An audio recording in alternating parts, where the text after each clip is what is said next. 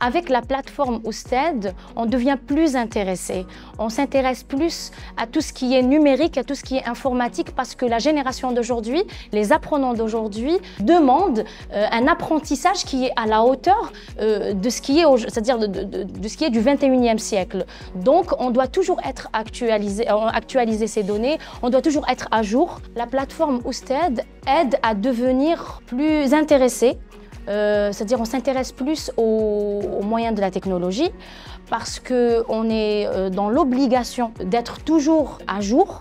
Je pense que cette plateforme offre et offrira encore davantage un soutien pour les enseignants du moment que ça facilite beaucoup de choses et pour eux et pour tout le staff pédagogique en fait, les enseignants, les apprenants et même les parents. L'application, bien la plateforme Awliya, ça nous a beaucoup plus rapprochés de l'administration et ça a affecté la relation parents-école. Directeur, surveillant général, professeur, ça veut dire que ça a rapproché beaucoup plus les liens sans se déplacer.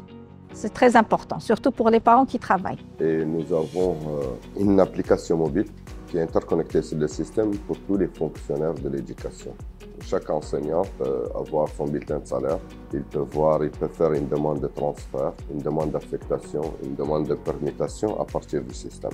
بالنسبة للمتعلم هو يشعر بالدافعية عندما يجد هذه الأنشطة التفاعلية وهذه البرمجيات والوضعيات التي يصممها المدرس، يشعر بالدافعية نحو التعلم، يساهم ويتم تحفيزه لبناء المعرفة وبناء الدرس شيئا فشيئا، وكذلك يتحمل مسؤولية تعلمه وبالتالي بناء الثقة بالنفس، وهذا هام جدا. Vous savez, dans le cadre de la transformation numérique, un pilier important, c'est le pilier de la capacité et de la culture.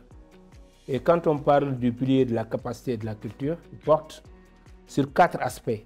Donc, le premier, c'est les apprentissages numériques, que nous appelons les littératies numériques, mais aussi les compétences, les aptitudes des acteurs en éducation, mais surtout leur attitude et mentalité. Et quand on prend en compte tous ces aspects, il faudrait voir comment ils sont utilisés de manière distincte ou de manière interchangeable pour arriver donc à créer leur autonomie et ainsi sur la base des techniques et des pratiques qui leur permettent de développer une compréhension critique